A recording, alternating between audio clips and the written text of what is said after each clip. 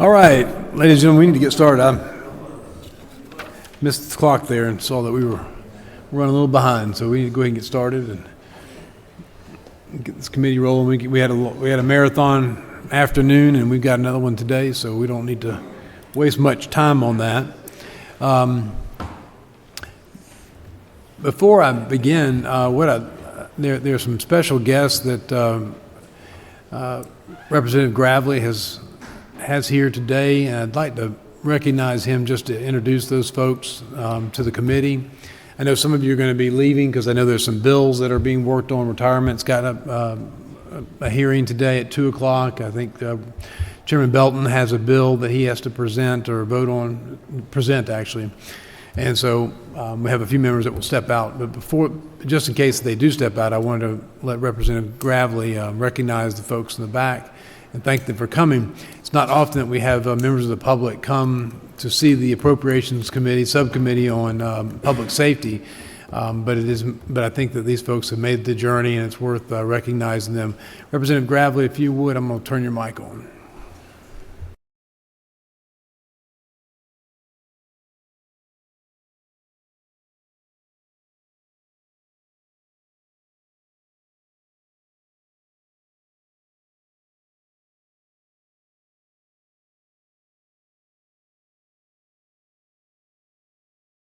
This one? Oh, here we go. Okay.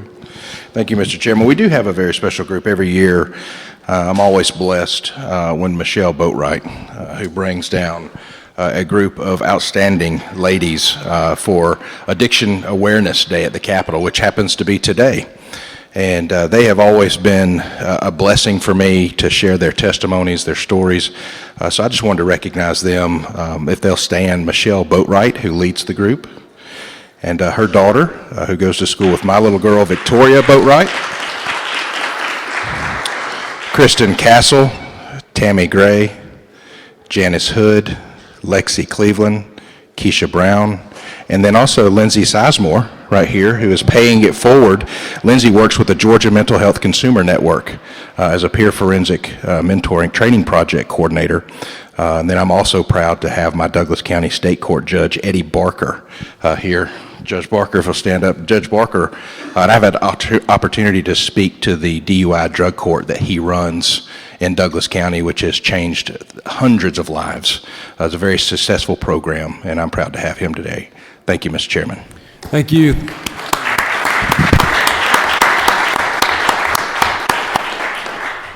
And that's the DUI court is an alternative court. So, Judge, thank you for being here today. I know that taking time out of your schedule means you're actually taking your time away from those that you're helping get through a process, a difficult process, challenging process, one that requires endurance and perseverance, has high levels of accountability as associated with accountability courts, and that in doing so, Micah has told me that you go above and beyond the call of duty, and the things that you require of the families and those that go through your court are both life-changing and serve as a good instrument of how the justice system can administer justice both to the families and to the community, and I want to extend my gratitude to you.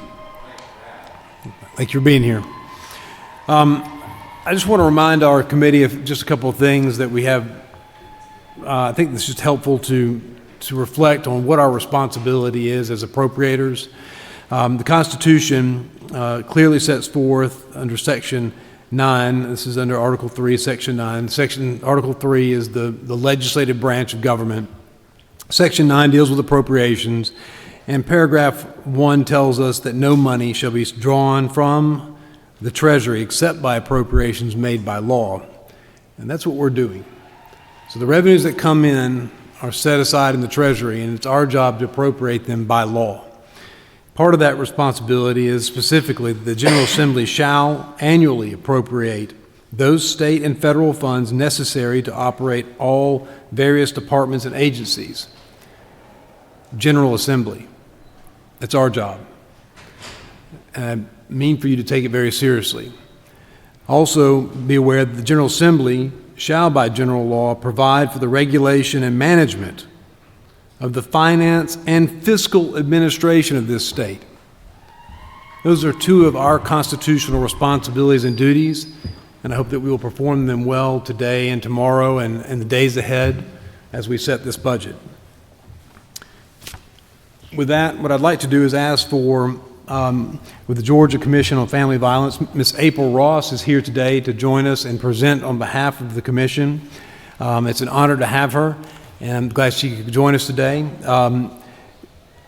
Would you use the mic over here by the podium? Good. Yes, absolutely. Come forward, and we'll put you on that mic there. I hope you'll draw your attention to Ms. Ross. This can be found in section 18.5 of the governor's book. It's also page 136 of the governor's big book, and section 18.5 on your track sheets. Ms. Ross, thank you so much for being here today. I apologize for the inconvenience of the podium there, but we are honored to have you here, and we are looking forward to hearing your budget. Thank you very much, Mr. Chairman. I, again, am April Ross. I'm the relatively new Executive Director of the Georgia Commission on Family Violence, and I'm happy to be here this afternoon to present to you a little bit about our budget proposals. So, a little bit about the Commission. It was created in 1992 by the Georgia General Assembly, and the purpose that we were created for was to study and evaluate the needs and services in Georgia related to family violence and to create interventions for those. And through that, we also evaluate and monitor the effectiveness of the existing family violence laws, and we also recommend and propose new legislation as needed and work with those parties necessary to make that happen. Additionally, we have a lot of key projects that our commission is responsible for putting forward every year in Georgia. One of those is the statewide annual Family Violence Conference, a conference that has grown tremendously over the years, brings in professionals from many different backgrounds to who intersect with victims and people who are involved in family violence and who have the opportunity in Georgia to help us improve safety for people and families that are facing abuse. So, in addition to that, we also have family violence intervention programs. Those are one of the key projects we have in Georgia for addressing and hopefully remediating batterer behavior by addressing the value system and belief system that leads people to choose to be abusive to intimate partners and family members. We also have the responsibility of creating models and working with communities to build family violence task force. So we have those throughout the state, and those are community models that help to create responses to family violence, provide resources to victims, and work with those others that, that provide services to victims and families. We also have something that's relatively new in our commission, which is the Support for Survivors of Murder-Suicide Project. And I'll just say, for the record, I am particularly fond of that program, being a survivor myself of an attempted murder-suicide. And that's an exciting project that is looking to develop resources and responses throughout communities specifically to surviving family members in the wake of that kind of tragedy, which is unique and has unique circumstances. And finally, each year we also have the Georgia Fatality Review Project, where we look at the number of family violence-related fatalities every year, and we address or we create and decide on responses that are appropriate to kind of reduce those numbers. Our goal in Georgia would be to obviously have no family violence homicides, but we want to improve Georgia's rank nationally in terms of the rate at which people are killed by intimate partners. So with that, I'll turn into our budget. Our state funds budget, if you're following along in our presentation, about 80% of our budget right now is allocated to our personnel. We're not a large agency, but we're small but mighty, as I say. And so that's the bulk of our budget. We also have about 6% of our budget that is related to our operating expenses, 2% equally to computer and technology, telecommunications, and finally about 11% goes to our contracts. And the contracts we engage in are primarily for us to provide trainings for family violence intervention program providers and facilitators. That's the key way that we teach and manage the curriculum that they use to remediate, again, those that have been referred to that program through courts and through the TPO process to have an intervention. So, with the proposed budget cuts for 2020, FY 2020, what we did as an agency, we looked at limiting our travel and renegotiating those contracts, either through changing the number of trainings we contract out, or either reducing the size of those trainings so that we can still provide the trainings, but maybe adjusting how many or how frequently they are provided. The other thing we've looked at is reducing staff travel. Our staff typically travel to monitor our family violence intervention programs and also to specifically conduct trainings and interventions in communities that need additional resources and services and support from us. And in addition to those changes, we also proposed submitting, we reduced our landlines. We had 9 landlines in our agency, and we reduced those to, we dropped 8 of those lines, and we now have 1 main line that we use. That resulted in a $3,700 savings in our budget. Additionally, we are terminating the lease on our RICO printer, and that's about a $2,000 savings. So collectively, that's about $5,700 that we would not have to reduce, allows us to not reduce from our contracts, to help us not have to cut back as much in the contracts and services that we provide. And so that's the proposed budget for FY 2020 and 2021. Any questions for me? Yes, Director Ross, I have a few questions, and the committee members may as well. In terms of the reductions made to training, you had mentioned the victim suicide scenarios. In your experience, do those often involve individuals with mental health problems or that may be in need of mental health treatment? In my experience and through our research, while in some instances there may be a mental health component, we don't find that that's overwhelmingly the case. So, so to answer your question, no, not necessarily. And with association with domestic violence, are there addiction issues that play into it, abuse of alcohol or drugs? Again, our research tells us that while there are instances where some abusers may also have substance abuse issues, there are, I mean, I guess to put it frankly, there are many people who abuse substances who do not batter partners, so we don't necessarily see substance abuse as a component that contributes to the tendency to be abusive. And what amount of counseling do the centers provide for those that have been the victims of family violence? So when we deal with appropriate responses to victims of family violence, counseling is one of the services that I think the state of Georgia provides. I know that, and just speaking frankly, the CJCC through the Victim Compensation Fund provides an opportunity for people to get counseling. Our support for survivors of murder-suicide creates a protocol that calls for group counseling and group services as well as individual counseling, and we try to work with the communities to find ways to provide that to those survivors.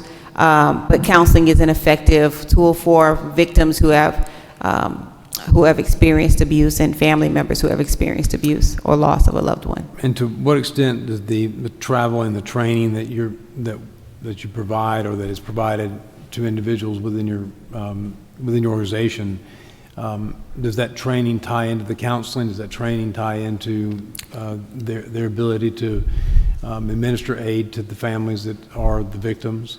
So our trainings are, I'll say they're twofold. In one respect, our trainings are directly to the intervention programs to create to teach the models that we recommend to the providers and facilitators so that they're effectively addressing and remediating the abuser's behaviors when someone's sent to those programs. The other trainings that we provide are for our community task forces so that they are creating a protocol and appropriate responses within their communities.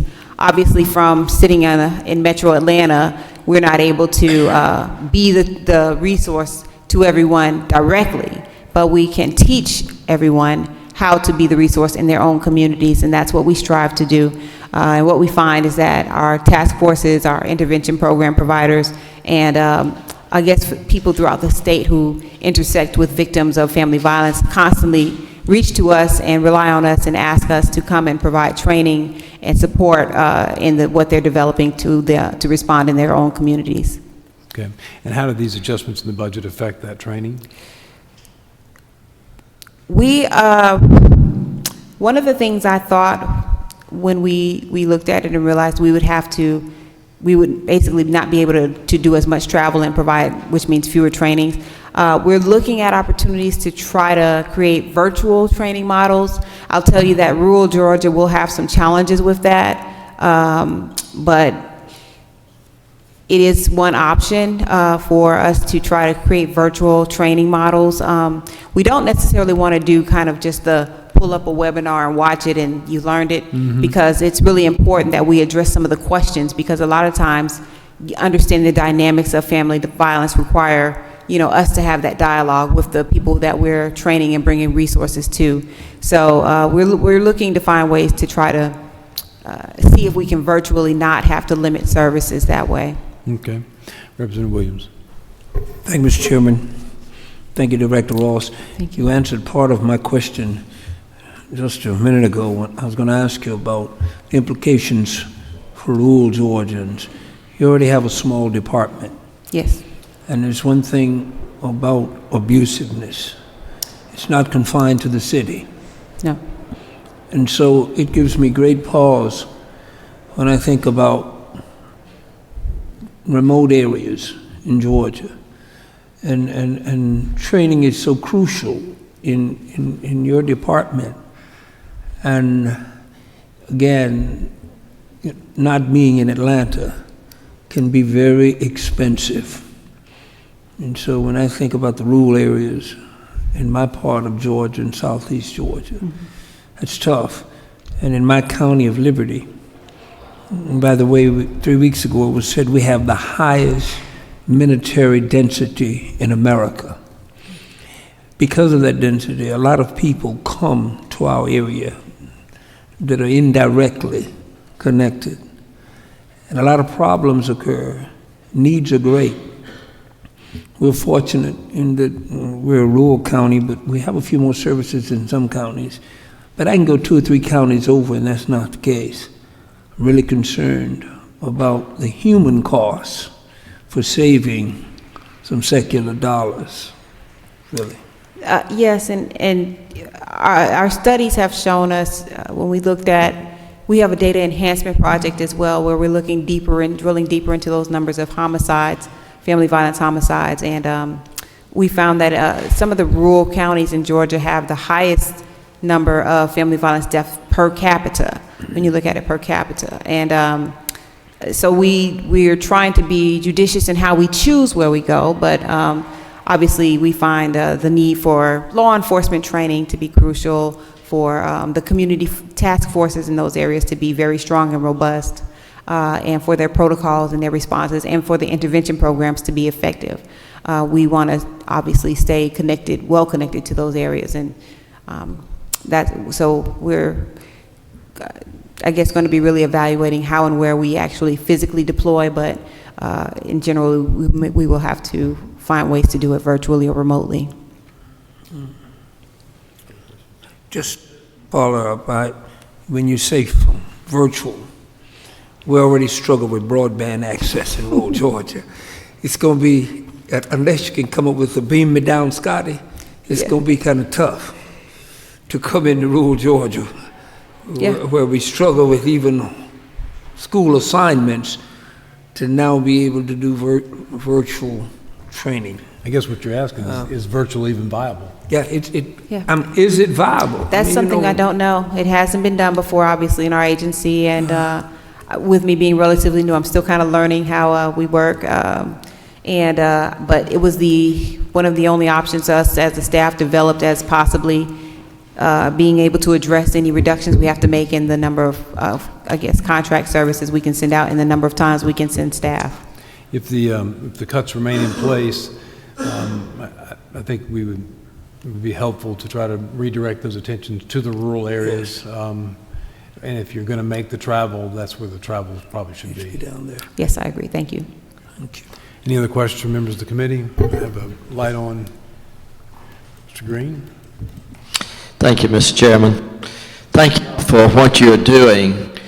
This is something that Representative Williams and the rest of us share in the rural areas. This further isolates us as to the issues that we're faced with. There has been an uptick in regard to family violence and abuse, substance abuse in the rural areas. And we were just beginning to move in that direction and trying to help our law enforcement people, because that was the only place that we were going to. They were arresting them. They have no place to put the mentally ill, those that need those substance abuse. They are limited.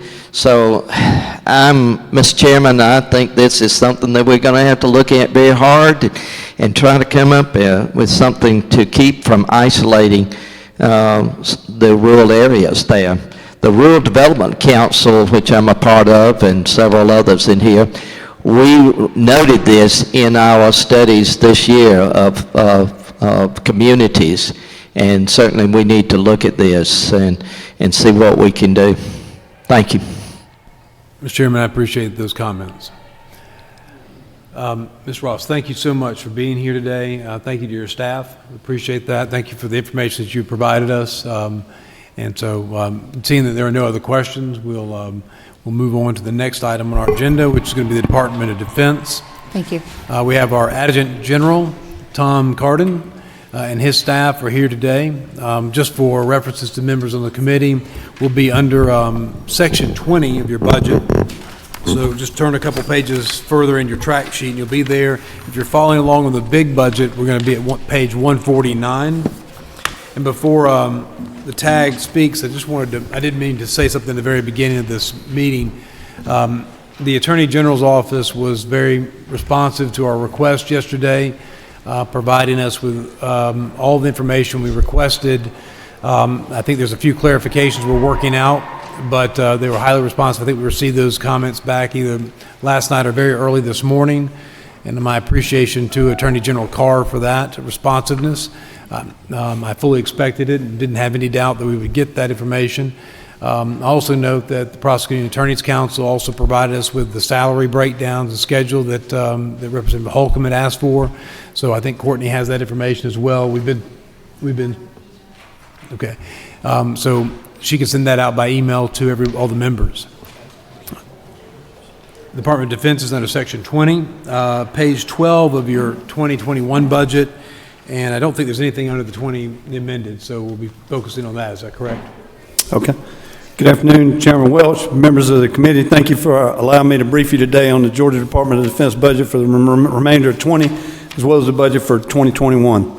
Our overall budget before we started the 4% and 6% cuts was $12.7 million. Thanks to our great financial management team, we found a way to absorb the reductions without losing any employees or furloughing any employees. For the 2020 budget, we cut a total of $510,445 from our budget, meeting a 4% reduction target. We did this by converting a state position to a 100% federally funded position. We took an additional cut of $474,075 in the youth education services, thankfully, and thanks to a large extent to this committee, our Youth Challenge Academy campus at Fort Gordon is getting a much-needed upgrade. As such, we had to reduce student capacity during the construction phase that will take us through both the 2021 and perhaps partway through 2022. Matching our graduation target with our capacity allowed us to cut $218,359 from our Fort Gordon campus. So in addition, we reduced our graduation target at the Millersville campus to match our projected enrollment for that campus. It enabled us to cut another $255,716 from the Millersville campus. Again, the total cuts for 2020, $510,445. With respect to the 2021 budget, again, starting from the top line figure, $12.7 million, we cut $10,275 from our overall administrative cost. Again, the converted position that I mentioned earlier saved us $36,370, and we cut an additional $19,471 from our military readiness operational expense line. Just as with the 2020 budget cuts, we matched our capacity with projected enrollments at both Fort Gordon and at Milledgeville. At Fort Gordon, we cut $322,340 and $377,486 from our Milledgeville campus. The total of those cuts for the 2021 budget was $765,667. So starting with the top line, $12.7 million, and we came in at just under $12.1 million at the end with the 6% budget for the 2021 budget. I believe we did a responsible job in meeting our budget target while minimizing the impact on our most important asset, and that's our people. I'd like to say thanks to Governor Kemp and his staff for supporting a bond issue totaling $8 million, $6 million of which will be allocated to renovating armories, and $2 million of which will be allocated toward maintaining and upkeep of our facilities. So thank you all for what you have and continue to do to support your National Guard. Subject to your questions, that concludes my brief, sir. Thank you, Tag. We appreciate you being here. I appreciate your service to our country and to our state. It's an honor, sir. Also, we appreciate the men and women that serve under you. Yes, sir. I know that Representative Williams has some questions to ask you. I'll let him go ahead and ask those questions. I have a few to follow up regarding both the Fort Gordon and Milledgeville facilities. Yes, sir. Thank you, General. Good to see you. Good to see your staff. Great to see you, sir. A couple of years ago, we did a 17% salary increase for cadre and staff. Much needed. The cadre, most of them are retired, former military. They can do a lot better at some other jobs that are available. I'm concerned about the long haul now. After the 17% and, hopefully down the road, what does the future look like for, the retention and keeping of good staff? I know at the Milledgeville facility, it's not as easy to get military background cadre at Milledgeville as it is in Augusta or Fort Stewart. But I want to know from the cuts, and you were blessed because of the federal money. Yes, sir. I mean, it would have been catastrophe, I think, without that you're able to shift some federal money. But I'm concerned, what about down the road for salaries, cadre, and staff? How will this affect you in retention? Well, obviously, employee pay, particularly with the great job environment we have here in Georgia, we're competing for talent just like every other business and every other state agency. So it's a challenge for us. I mean, an entry-level salary of most of those employees around $27,000 a year. I'm very thankful, and the governor's included a $1,000 pay raise for employees making less than $40,000 a year. I think that tool in our kit in the budget is going to help us a little bit with respect to recruitment and retention. I think it's something we're going to have to evaluate year to year. Now, we looked in preparation for this hearing at some of our chronic vacancies we've carried for a while. And I was actually surprised. We're able to recruit pretty good for our youth challenge campuses. Retention seems to be the challenge with respect to us. I think we're doing a pretty good job with respect to recruitment, and we've got some challenges with retention. I think this $1,000 will help. And you're not going to find anybody out there that don't want more people, more time, and more money.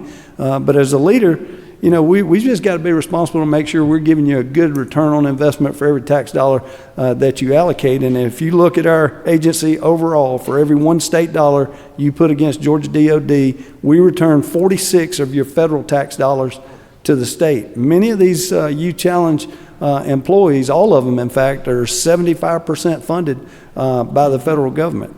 It costs us $15,000 in total to educate one young man or woman in a youth challenge campus. The state's burden for that one child is $3,750 per graduate.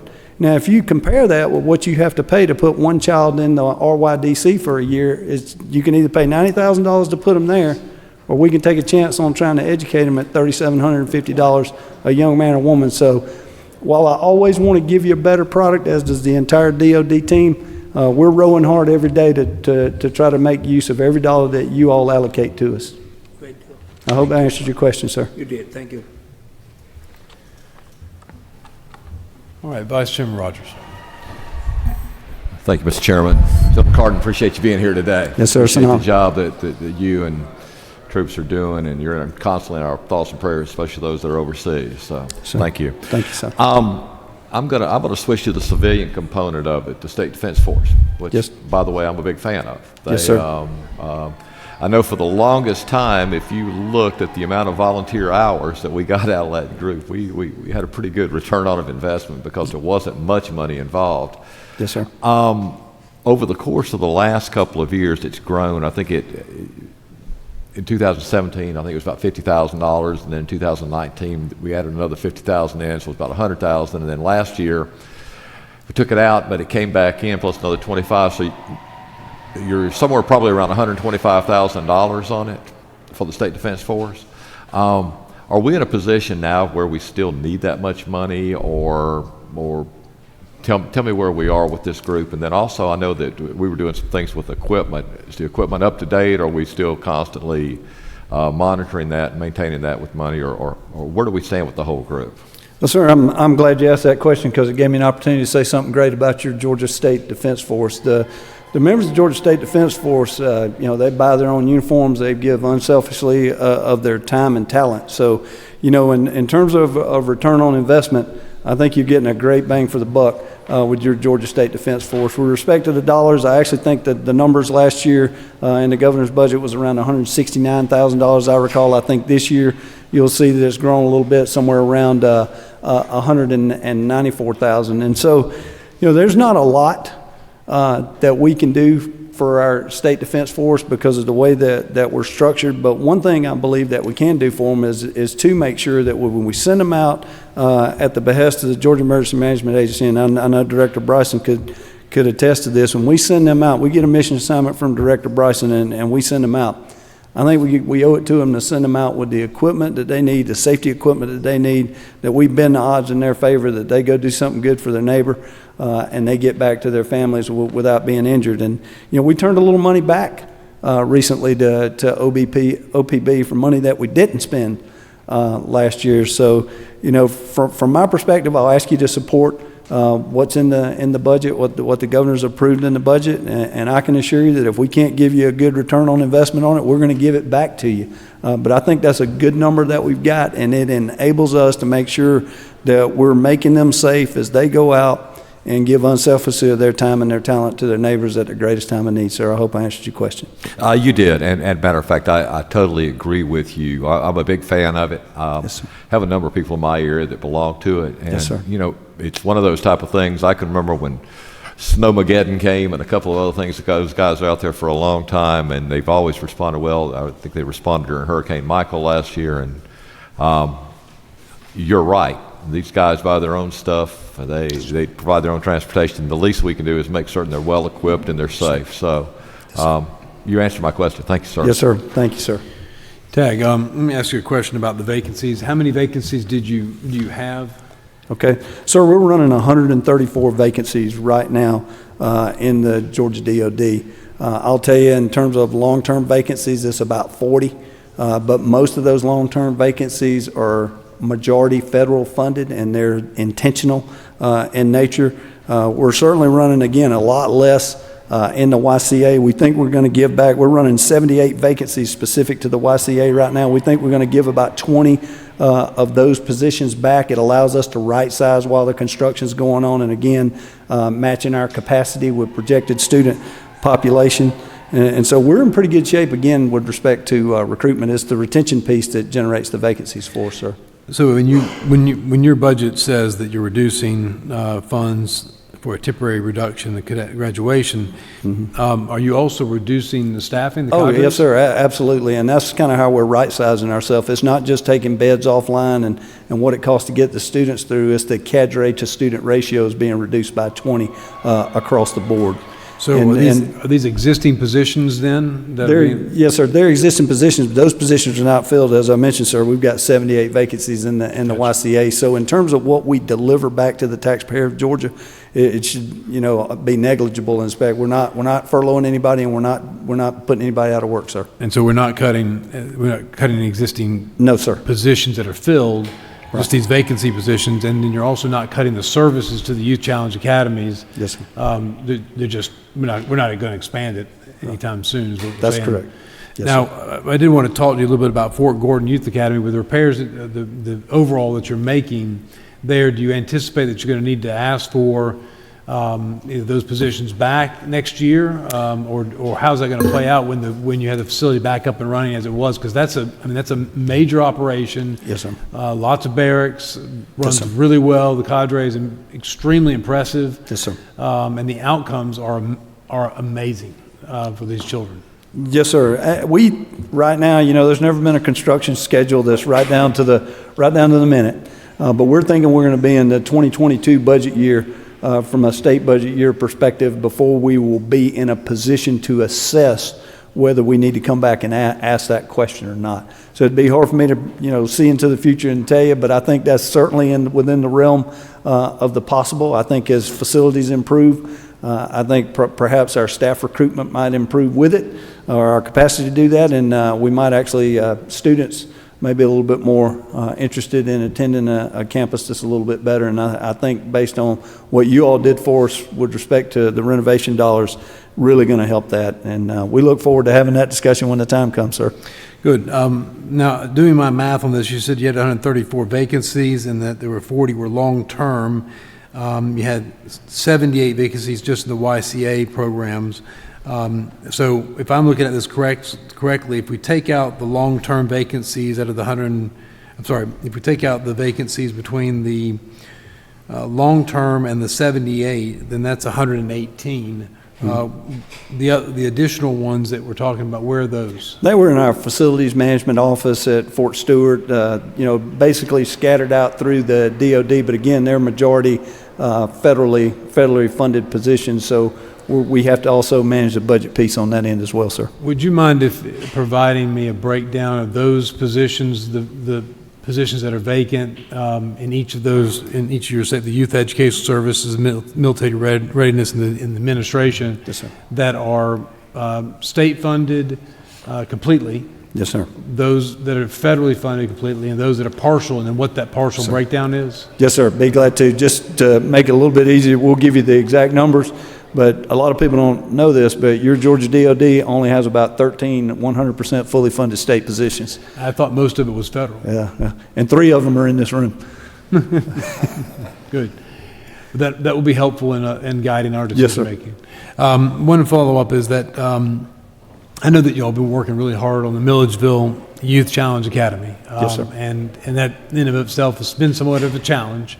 But I would encourage those Georgians that are looking for an alternative with your children to look at Milledgeville as a more centralized option for you to consider. The facilities are good, and I think you're using old state grounds as well, so Yes, it's sir. been refurbished. Yes, sir. And Milledgeville has historically been kind of a center point, if you will, in the state. Just keep that in mind, that the Youth Challenge Academy is an exceptional alternative for children that need something different than what high school provides. And certainly the distractions of this world are numerous and nefarious, and so this is a good opportunity. So I commend you and your staff, the cadre, the department. Keep up the good work, and thanks for protecting our state.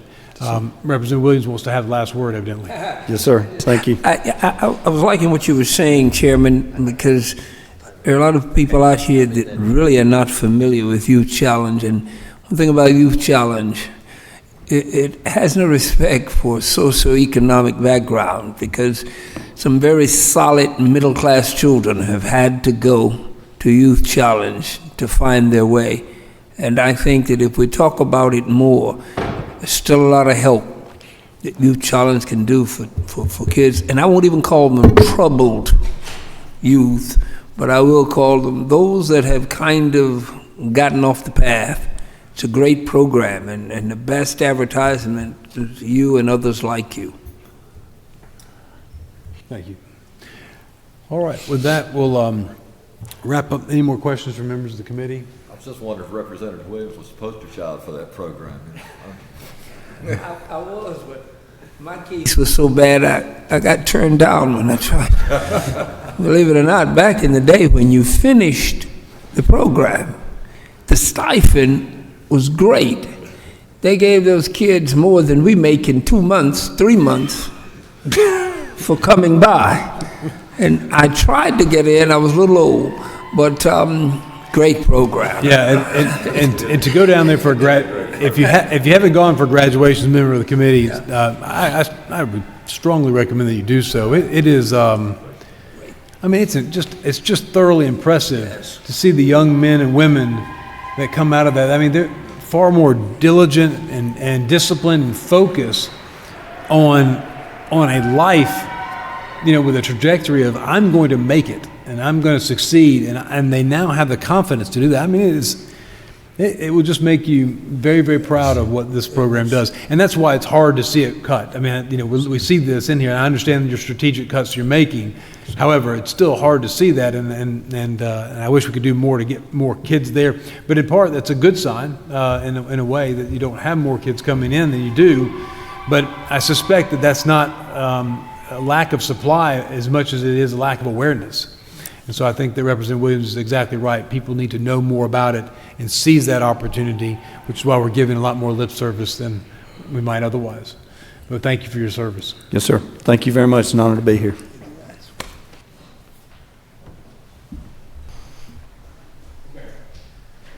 Next on our agenda is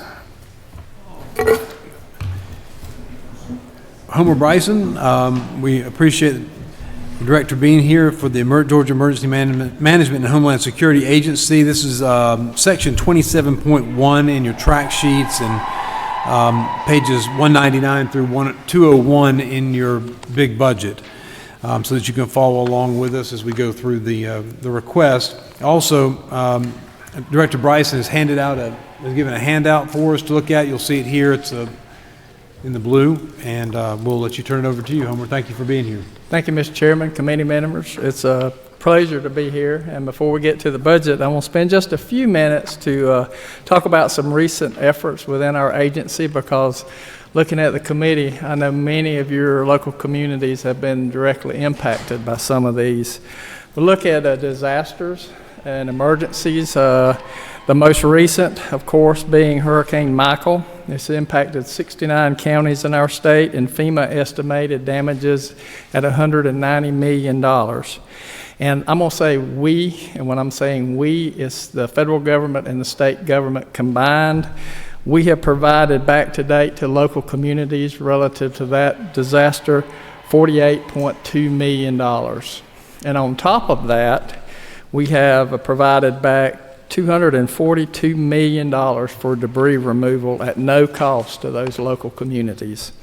Hurricane Dorian, back October of 2019, all the weather forecasts, it looked like it was going to be another Matthew or Irma or Michael, and we dodged a bullet there. The state took very appropriate action. The governor was very engaged with a state of emergency and evacuation orders, and I think he should be commended for that. But knock on wood, thank goodness, it turned out to be a great training exercise, and that's what it was. And then most recently, a new one for us as an agency, the water break at the Grady Hospital. You dump 100,000 gallons of water in a hospital and flood 3 floors. The impact there is pretty devastating, especially to public health services within the metro area. The governor was proactive in declaring a state of emergency, and the rationale for him doing that was it allowed us to make a request through the Emergency Mutual Aid Compact for a mobile medical facility out of the state of North Carolina. You can go over a couple of blocks and you can see that facility. It's set up in the parking lot at Grady now, and it's serving as the emergency room for Grady today. And we'll be there for many months to come.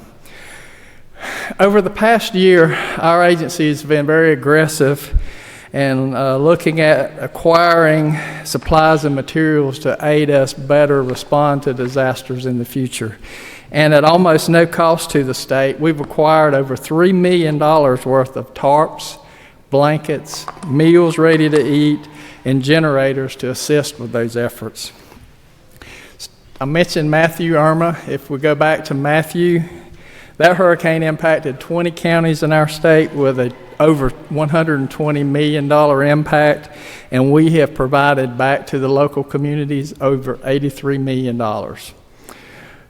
Early January, tornadoes, southwest Georgia in 2017 impacted 7 counties, almost a $20 million FEMA damage estimate. We've supplied over $14 million back to those local communities already. And then again, 2 weeks later, there just seemed to be in the center of the bullseye. They had another tornado event. This one impacted 24 counties with estimated damages of almost $33 million, and we've provided back over $18 million in those efforts. And then Irma. Since we've been doing federal disaster declarations, this is the only one that's ever actually applied to all 159 counties in our state. But it impacted every county in the state, and it has an estimated damage of $156.5 million to the state, and we have provided back $92 million related to that event.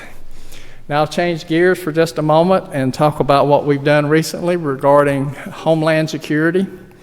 And we can't talk about Homeland Security without talking about school safety. School safety is a priority for you, it's a priority for us, and it's a priority for the governor. Shortly after the session last year, the Georgia Department of Education stood up an Office of School Safety and Climate.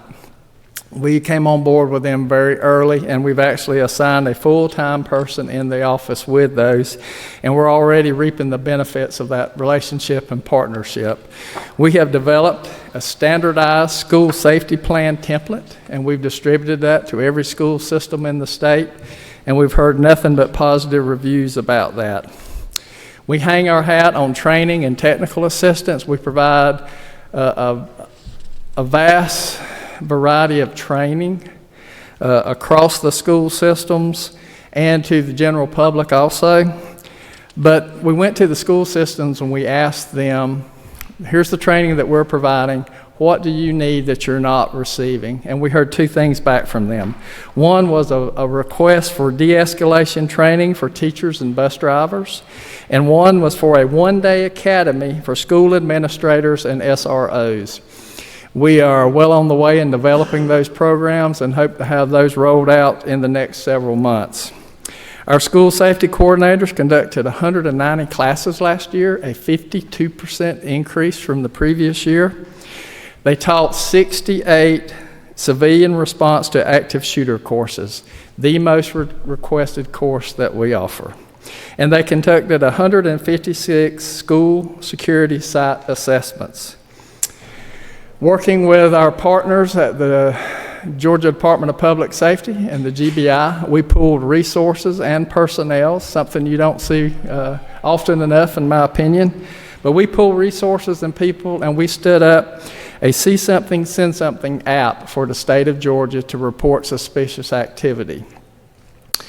We funded a true 24/7 watch desk analyst operation within the state of Georgia when previously this had been a 40-hour-a-week operation. We're actively promoting this app to students in the school systems, and we've already got some successes from that we can share with you. We have a RAVE. It's a notification system that we use at GEMA Homeland Security. We use it for our own employees. We use it for local EMA managers, and we use it for our state partners. Well, we've also added a component to that, school superintendents. So we now can send emergency and other information to all school superintendents in this state at one time. Generally speaking about Homeland Security, we participated in a number of special events over this past year. Of course, the biggest one was the Super Bowl. We were involved with Major League Baseball playoffs, Chick-fil-A Peach Bowl, St. Patrick's Day events, both in Atlanta and in Savannah, and the Masters Tournament. And we're currently heavily involved in planning for the Final Four. We completed 22 critical infrastructure assessments and assisted the U.S. Department of Homeland Security with 5 additional assessments. Our training unit, they increased training 23% from the previous year. We provided training to over 18,000 students in over 400 separate courses. And our exercise unit provided 46 separate training exercises to over 3,500 participants this past year, and those ranged from hurricane to winter weather to Georgia ports to nuclear power. The new kid on the block in our agency, and kind of in state government too, is the Georgia Emergency Communications Authority. This was stood up about 2 years ago now, and I'm happy to report. How old is the new kid? The agency and the director are both pretty young. Surprisingly young. They have worked diligently with the local 911 systems and county governments and our partner at Revenue, and they're distributing roughly $220 million annually to counties and cities throughout the state to improve 911 operations. They were recently awarded a federal grant of almost $4 million to begin planning for Georgia's transition to next generation 911. This will lead to greater call routing accuracy within the state, and it will give us the ability for 911 centers to receive both pictures and videos. They've contracted with the Georgia Public Safety Training Center to hire a dedicated instructor to develop training for 911 operators, and they now serve as the lead state agency for emergency support functions for communications, and they fulfilled numerous requests over the last year in that role, including Hurricane Dorian, a number of special events, including the Super Bowl, and numerous search and rescue operations. And now for what I'm actually here to talk about, the budget. If you look in amended FY 2020, as the chairman said, it's on page 13, beginning at 27.5. Point 1 is the elimination of funds for 3 school safety coordinators for a total of $274,920. This was added to the budget last year in anticipation of SB 15 passing. It did not, and so that eliminated the need for those positions. And after the bill did not pass and go into effect, we never filled those positions. And then 27.5.2, we're replacing state funds with other revenue, or other funds, it's revenue, and that again is for the Emergency Communications Authority. Our total net adjustments in the amended budget is $401,760. Turning over to fiscal year 2021, again, this is on page 13, section 27.5. Point 1, point 2, point 3, those are the statewide changes that I'm sure you're very familiar with at this point, and I'll be glad to answer any questions on those if you have any. And beginning at point 4, again, those same 3 school safety coordinators that were previously mentioned, carrying that fund difference over, replacing state funds with other funds revenue, again, at the Georgia Emergency Communications Authority, and eliminate one-time funds for emergency shelter repairs. And then we're transitioning from state funds to federal funds to conduct a Homeland Security threat assessment. And that's a federal requirement for us to receive Homeland Security grant funding. And so our total net adjustment is $550,843. And Mr. Chairman, that concludes my presentation. Be glad to take any questions. Thank you, Director Bryson. Representative Williams. Thank you. Good to see you, my neighbor to the south. Always a pleasure.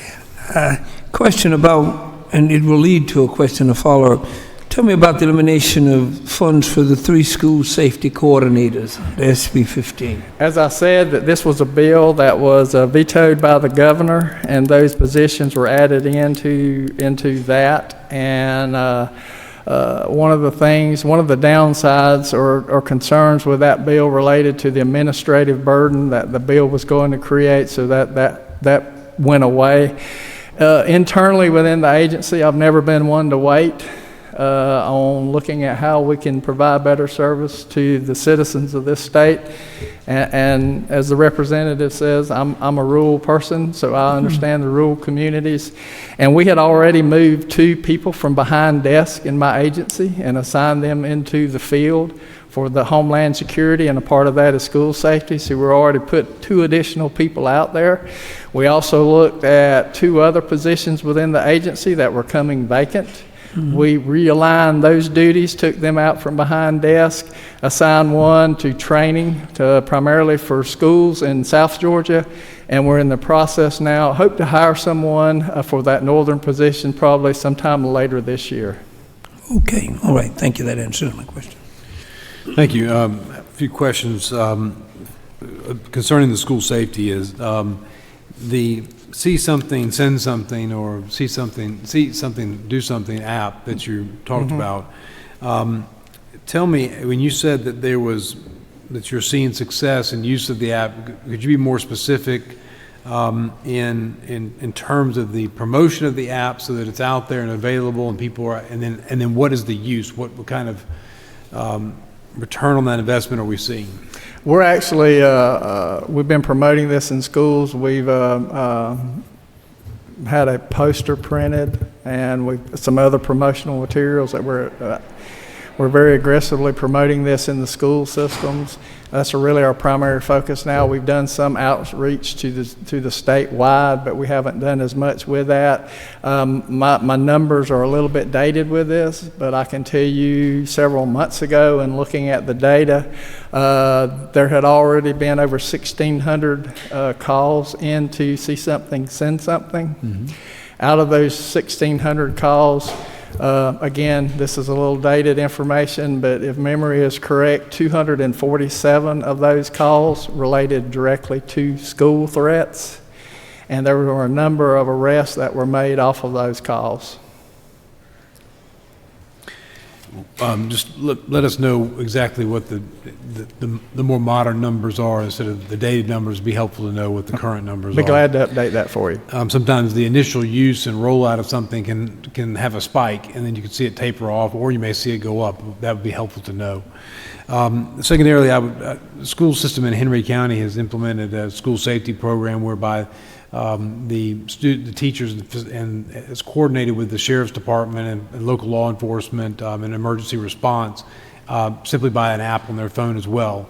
That has been, I think, provided through an outside vendor that allows them to immediately communicate instantaneously once they see something that requires law enforcement response. In addition, it also allows for every other administrator and faculty member to know that there is something going on, so that there's not the need to announce by intercom, but quietly through that system.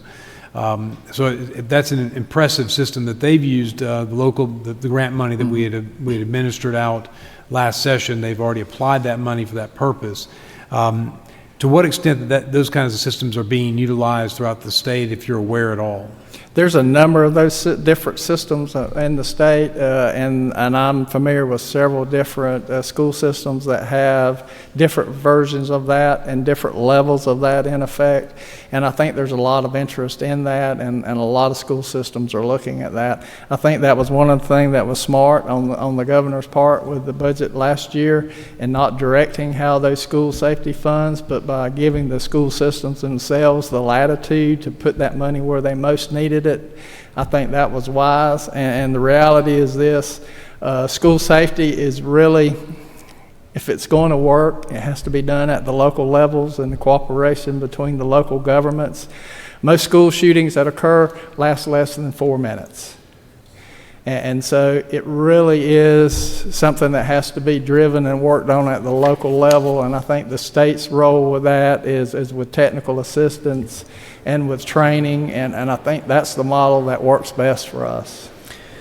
Also, when we convened in 2000 and I guess it was 2018, after Hurricane Michael, General Assembly came back into session to pass a $69 million relief package for Southwest Georgia in particular.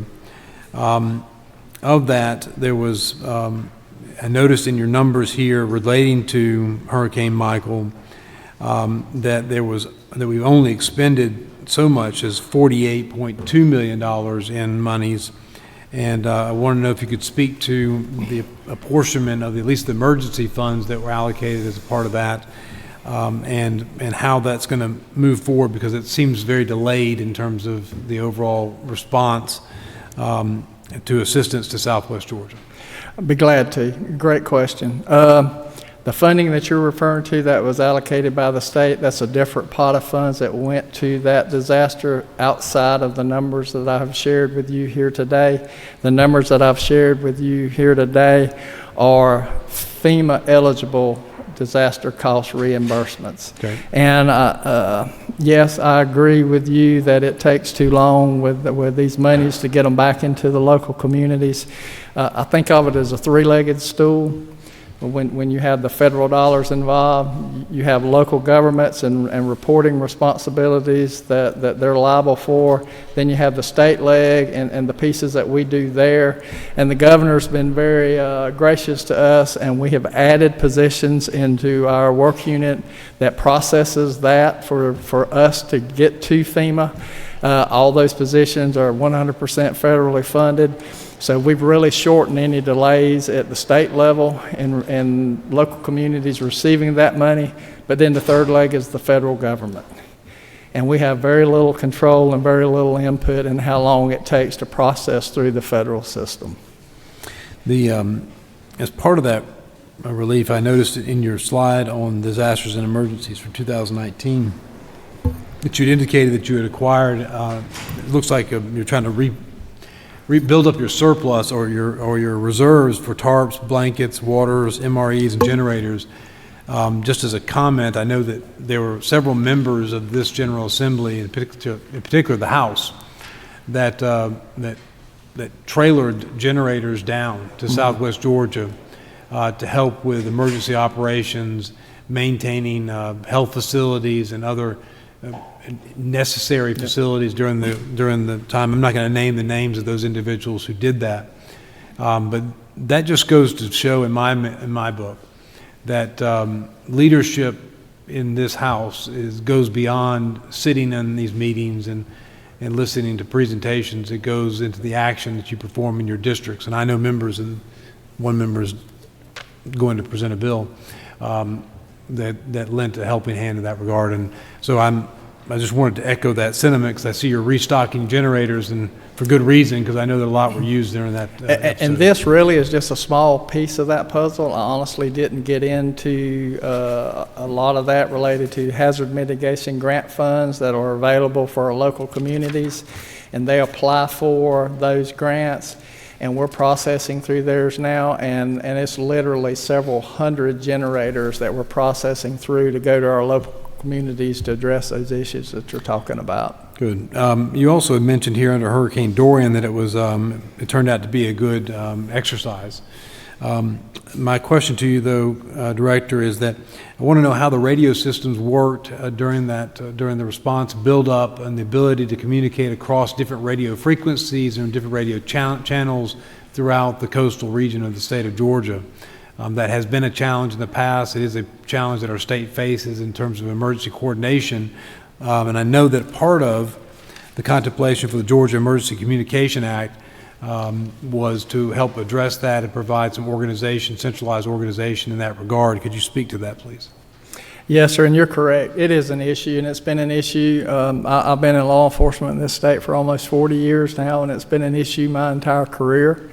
And when you start talking about statewide interoperability, it becomes a hugely expensive endeavor depending on how it's rolled out and how it's done. I think with the changes that are occurring in technology now, I think there's opportunities we've never had before.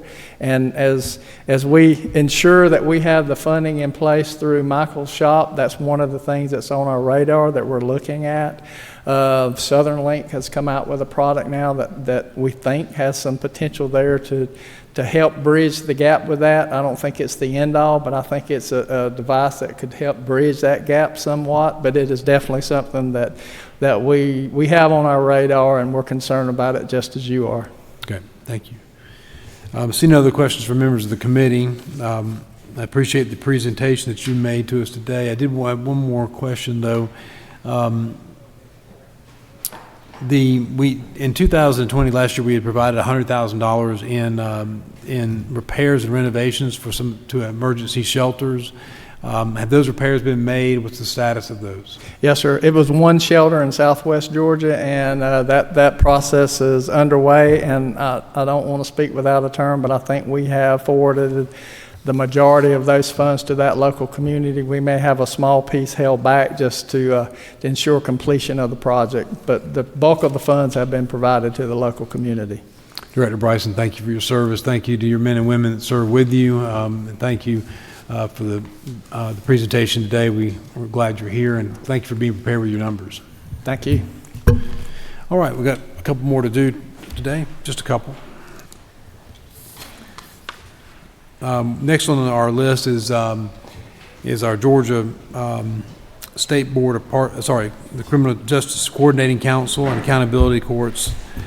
Jay Neal will be presenting. This is in section 30.5. It goes from there to page 230 and 231 of the big budget, if you have that with you. But section 30.5 is where we'll be delving into this. Director Neal, thank you for being here today with your staff. And thank you also to the judges that are here today. Thank you so much for being here today. We appreciate you all attending on behalf of the State Accountability Courts. With that, I'll turn it over to Director Neal. Thank you, Mr. Chairman and members of the committee. It's always a joy to come and share with my friends from the House after spending time in service with many of you.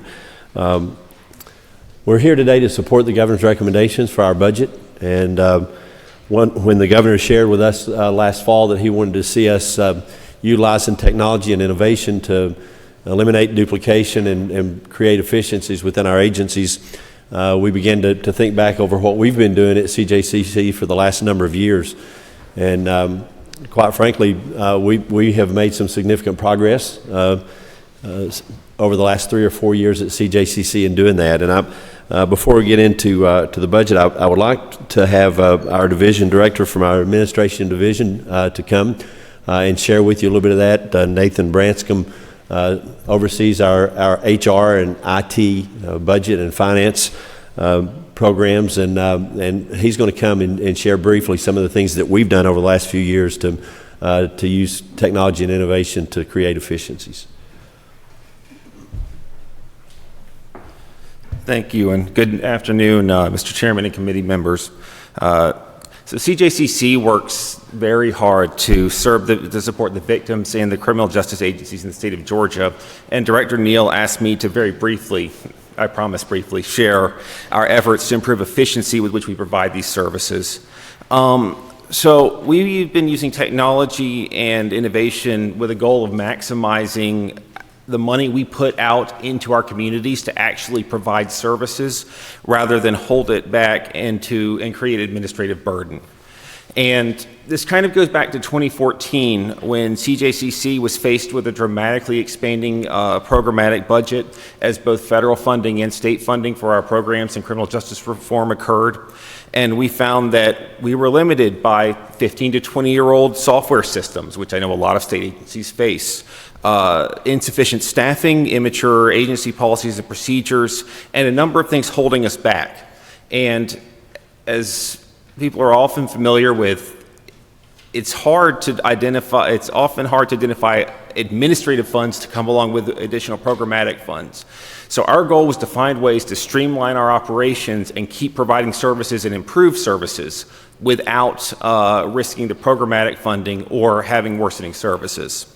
So we undertook an initiative that's run out over the last 5 years, and in that time period, we fully implemented a new victims claim processing system, accompanied by a portal that allows victims and our partner agencies to file and access all of their claims online. We have implemented a unified financial workflow system that allows us to bring all of our workflows together and flow more efficiently through the state financial process. And with that, we've eliminated 90% of the duplicative operations between CJCC and GBI and eliminated double data entry, therefore reducing errors. We have implemented new and improved case management systems and reporting systems for our family violence partners in the state, and we completed workflow and process analyses on all of our major agency programs, and we've been able to use those reports to improve the workflow, the processes, and to improve and develop systems to streamline those efforts. So from the numbers, as the chairman and we spoke earlier, CJCC is an agency all about numbers and all about payments and all about getting dollars out to serve our victims and our criminal justice agencies. In 2014, CJCC, with a staff of 4, issued 16,846 payments totaling $53 million. In FY 2019, a processing staff of 3 issued 45,858 payments totaling $154 million.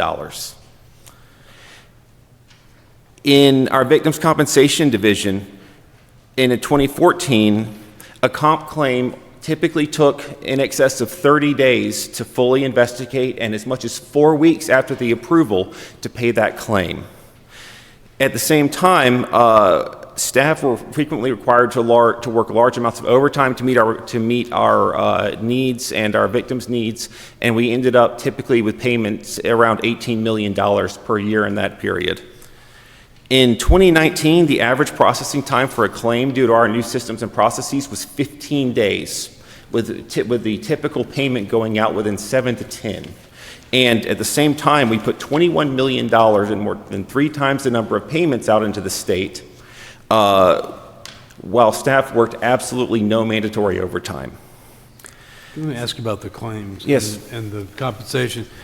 When we use victims' compensation, you've given us a breakdown of forensic interview claims and the medical examination claims. Yes, sir. There on page 2, slide 2, $4.1 million in forensic medical examination claims. I know that Representative Holcomb, I know the Speaker, I know that some of the senators, and other members of the House have certainly been very attentive to and concerned about the ability for medical forensic evidence to be turned around, identified, tested, and then the data turned around to check with codex and other and returned back to law enforcement for prosecutorial purposes. What significance and what impact has this $4.1 million had in that context, if to the extent you can speak about it? So and I'll defer if I don't touch all of the points, but I think the single largest impact of that $4.1 million is that we are guaranteeing that no forensic medical exam will go unpaid for in the state and that no victim will ever be charged for their forensic medical exam. So we are providing a guarantee for hospitals that if funds aren't available through insurance or another source, we will be present to pay that exam without fail, that they can do it, assured they'll receive payment, and that the victim will not have to be billed or see the cost for that. Now, sometimes overlap in agencies is not a good thing and can be wasteful and duplicative. What I just heard you tell me is that you're going to make sure the claim is paid expediently and for those in need. Yes. The question I have, and you may not be able to respond to it, is to what extent are the results of those tests also expeditedly returned so that the victim's non-financial issues are resolved, but their psychological, and the law enforcement response to administer justice in those scenarios is likewise tracked and responded to in a timely fashion. Payment's one thing, but justice is an entirely different thing. I'm going to yield to Director Neal on that. You want to?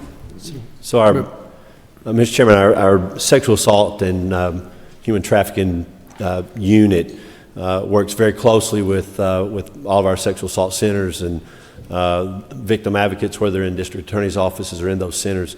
Those victim advocates work hard to make sure that any of those victims around the state receive opportunities to, if there's victim compensation, if they're eligible for victims compensation, they'll assist them in applying for the victims compensation fund. If there's a need for counseling, they assist them through the counseling.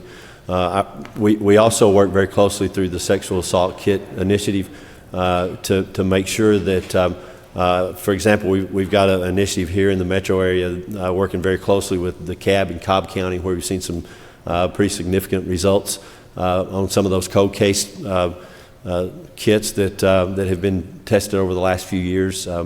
We've seen some really good things happening there. Through that grant, there's also personnel at the Prosecuting Attorneys Council to help prosecutors around the state to help provide training or support in helping them prosecute those cases. So it's a real coordinated effort among not just our agency, but our nonprofit partners around the state, the state agencies and prosecutors, and it's a pretty complex network that collaborates together in those areas. Representative Holcomb, did you want to follow up anything? No. Okay. Chairman Werkheiser, let's see, let me get you turned on here. Thank you, Chairman. And I think what the Chairman was getting at, because I think we've kind of asked for this over a while, and I know the process can be long, but we still would like to quantify what are the results as results of the rape kits. Because we keep hearing a lot of efforts have been made. We're working with folks. Is there any way to get any kind of data to say X amount of prosecutions have been made or arrests? We can put something together for the committee. Just anecdotally, I can tell you a couple of things that we've talked about in our office just over the last couple of weeks. One of the most notorious serial killers, 5 victims in the state of Georgia. 4 have been identified. We actually had a couple of our employees in the coroner's office in Chatham County working with folks in Chatham County, the district attorney down there, and going through records to try to help identify one of the victims, and we were able to make that identification down there. Recently, the Saki initiative in Cobb County identified a serial rapist from more than 10 years ago that had committed 2 rapes in Cobb County and a rape in Douglas County. Took the DNA that came through that Saki initiative, was able to, the rapist did not have DNA in CODIS, so we weren't able to match up directly with the DNA in CODIS, but we brought in a genetic expert that was able, through an ancestry site, to find a family member. And they were able to determine through that this was someone that was 4 times removed, so they went through that family tree of the individual they identified, found those individuals 4 times removed, and then began to look to see out of that group who was in Cobb County and who was in Douglas County during those times. Investigators were sent to Arkansas and did a swab, a DNA swab, and that evening that rapist actually took his own life. But that's a couple of anecdotal cases that I've heard our staff talking about just in the last couple of weeks.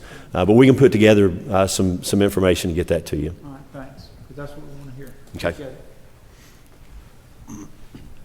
And if you're good, sir, to finish up very quickly, so in addition to the victim's assistance or the victim's claims processing, we have managed through the same systems and improvements to reduce the processing times for grant payments by half, while we've also, as you'll see in our documentation, crossed over 1,000 sub-grantee awards every year in the state, which is just around double where we were a few years ago.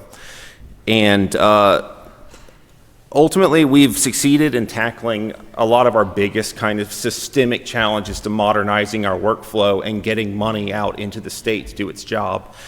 But we recognize we still have work to do, and this year are continuing to pursue initiatives to continue to improve our processes to try to improve our customer experience and our partner experience, as they engage with our services and to eliminate the kind of one-time errors that cause payment delays and leave people unfunded for temporary periods.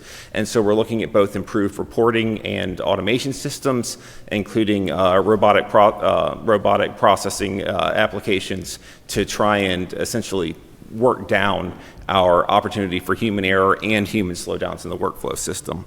So with all these kind of numbers and successes in mind, I'm really proud to be able to say that in 2019, for every one state administrative dollar we invest in CJCC staff and operations, we put $124 to work in the state. And for every one full-time agency employee at CJCC, we put $1.4 million into local agencies and direct service provision. So, thank you. I'm happy to take any questions or hand it back to Director Neal. To follow up with your question about results, our SAKI initiative, which is the initiative in Cobb County and DeKalb County, has been in existence for a year, and just with this one initiative, we have seen 23 cases indicted. 4 rapists have been convicted, and 3 of those 4 rapists were serial rapists. That's just in Cobb and DeKalb County within the last year. But we'll get additional numbers for you as well, and get those to you as quickly as we can. We too are results driven. We certainly appreciate your interest in that. I'm not going to go over the handout that I gave you. I think this is pretty self-explanatory. If you have any questions about that, feel free to ask the questions, and I'd be glad to answer those. If you'd like for me to begin talking about the budget, I know that's really why we're here. We, in the amended budget, the recommended change is to reduce funds by eliminating 1 vacant position and transferring duties to other filled positions. We had just had an individual that had resigned about the time we got the instructions to begin looking for the 4% and 6% reductions. We were able to realign some responsibilities within the agency and eliminate that position, and we're going to be able to do that without having an impact on the operations of our agency. Reduced funds for publication and training, $14,500. We had been doing our annual report, which we distribute to you all. We had been contracting with a third party to do those annual reports, and we're doing those in-house now. We're doing some of the training that some of the expenses for training that we've done in the past, we've been able to reduce because of using technology to provide some of that training. Reduce funds through attrition and hiring delays, $5,000. Reduce funds for juvenile justice incentive grants to local governments, $410,350. And by the way, when we began looking at these reductions, we have a state administrative budget of $1.3 million roughly. We have about $54 million in state dollars that we grant out to our partner agencies. So when we began looking at these cuts, there was no possible way to reach the cuts without impacting our partner agencies. We've had a couple of, and by the way, the juvenile justice incentive grants, as you know, are pretty significant in reducing the number of out-of-home placements for juveniles. We have, I believe it's 37 counties now that participate with our juvenile justice incentive grants. We've had a couple of counties that have had some issues this year in spending their grants. Fulton County had a procurement issue. They're still finalizing a contract, and they're going to be lapsing a significant amount of their grant. There's a couple of others that are doing so as well. We're going to be able to cover that $410,000 with lapsed funds. Typically, what we do in the Juvenile Justice Incentive Grant Program, we track them quarterly on their spending to make sure that they're spending down those grants. And we do mid-year adjustments for those that are not spending down their grants, and we'll do a supplement grant opportunity for the counties that may have more youth coming in than they anticipated, or for some reason they're spending more than they originally thought, and that lapse money will be distributed. This year we're holding that lapse money, and that we'll be able to recognize those savings by holding that lapse money. The reduced funds for technical assistance to courts provided by the Department of Behavior, Health, and Development and Disabilities as a result of implementing service guidelines as a $300,000 reduction. The Council of Accountability Court Judges is here, and I will allow them to speak a little bit more about that cut. And then reducing the funds for supplemental state grant awards to local accountability courts. And again, with the accountability courts, the grants are awarded at the beginning of the year. The funding committee for the Council of Accountability Court Judges award those grants.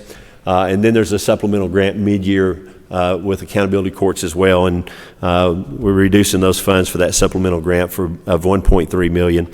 And then reduce funds to meet anticipated expenditures of $50,000. And we will be able to meet that as well. Would you like for me to speak about the main budget? Yes, please. So for our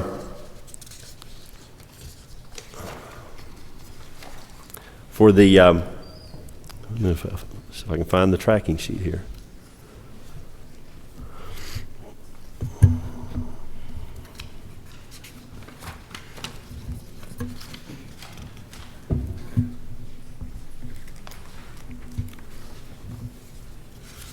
While you're doing that, Yes. I noticed that there's similarities in the cuts. You did not mention, and I was just going to let you cover it in your full budget, but there's a $300,000 cut to technical assistance to courts being provided to the Department of Behavioral Health. And so could you just speak to that? It's $300,000 in both budgets, so. That's one that's through the CACJ, and if it's okay, I'd like for them to speak toward that, if that would be all right. That'll be fine. Okay. And then the other thing that I was noticing here is that you have in terms of there's an increase in funds of $1,000 to pay full-time employees of $40,000 or less, and I noticed $364. So that must be a fractional salary that's between a federal subsidized salary and state. Is that correct? So one of the interesting things about the CJCC is we have such a strong mix of federal funds through our agency, and crime victims compensation program, for example, is completely covered through the Crime Victims Compensation Fund. We have a number of employees in that division that earn less than $40,000 a year. That $1,000 will come out of the Crime Victims Compensation Fund. We only have 2 employees that receive any state funds that earn less than $40,000 a year. One of them receives 10% state funds. Mm-hmm. The other receives 12.5% of their salary through state funds. So that will allow us to provide that $1,000 for both of those employees. Director Neal, just that was what Representative Williams was going to ask you about, but just to save time, because the sizable cuts that are being made in this budget are to the accountability courts mm-hmm. and their technical assistance with the Department of Behavioral Health. Yes. So I think what I would just commend to the committee is that the cuts that the director has just gone through in terms of the amended are the same in the fiscal year 21 budget, obviously of higher amounts because it's a full year cut. So if it's all right, Director, I'd like to hear from the accountability courts and on these major changes in our budgetary process. And I think that's where you were going anyway. But I just wanted to hurry us along given our time. Thank you, Mr. Chairman. Thank you, Mr. Director. I appreciate it. So as they come up, Kathy Gosselin, Judge Gosselin, and Judge Weaver, I thank you for being here. Some other judges here that I cannot remember your names, and I apologize, that are accountability court judges in our state. As a Judge Goss, who was recently passed and had moved from the Albany area to our Court of Appeals, was a longtime hero and champion of behavioral health and accountability courts. And I had the pleasure of working with Judge Gosselin and Judge Goss my first year here when Chairman Wendell Willard assigned a bill to me as a freshman and said, here, you work on this. And it dealt with an administrative process within our court system. I came to know Judge Goss and Judge Gosselin through that process. It is a very fond memory. It does bring back some tears in my eyes as I think about the passing of Judge Goss, and I think about the number of people that we have lost as a result of suicide across this state, and how that has not gone down. But the pressures of the jobs that many people do, especially in public service, cannot be understated. And so there are those that take on more of the burden than others, and they carry it with them, and I'm sure that it affects them in ways that I will not begin to understand, but I do appreciate and commend them for their service. And Judge Goss was one of those people that I came to know that I think carried more of the burden of the people that came before him, probably absorbed a lot of their mental stresses and family stresses than many do. And when you're an accountability court judge, I assume that that's almost a prerequisite for the job. If you're going to do it and do it well, you're going to take on that burden mentally, emotionally. So I appreciate what you do, because you have to be hard. You have to be tough and difficult, and you have to press people to make fairly seismic changes in their lives and the families to go along with it. So I say that only just to remember Judge Goss as Judge Gosselin steps forward, but I also appreciate your service. And so with that, I'll let you talk about the cuts and how they're going to affect the courts across this state. Thank you, Chairman Welch, and I appreciate those words, and I know Judge Goss would too. Appreciate those. We both had good memories of that first encounter in determining incompetency to stand trial bill that we worked on. I'm going to just start briefly by telling you who else is here. Judge Brenda Weaver is here, who's last year's chair of the Council of Accountability Court Judges. I'm fortunate to be able to be the chair this year. Judge Curry Mingledorf from the Piedmont Circuit is here, and Judge Eddie Barker from Douglas State Court is here, and both active members of our Council of Accountability Court Judges.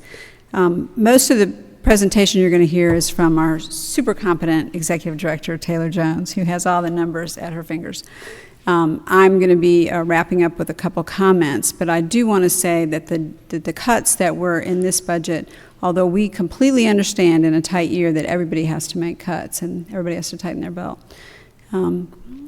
there would be devastating if they are at the level that they are in this budget. So she's going to give you some more details about that, and we're both able to ask her questions. What level would not be devastating? The 4% could be absorbed. Okay. Okay. I'm going to let Ms. Jones talk.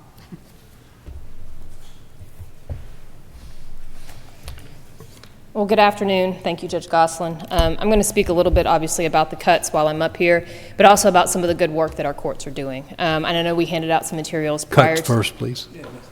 I'm sorry? Let's talk about the cuts first, please. Okay. The reductions to the amended budget, as already stated, is $1,340,417 to the supplemental state grant awards and $300,000 for technical assistance provided to the courts by DBHCD, and those are in the amended budget.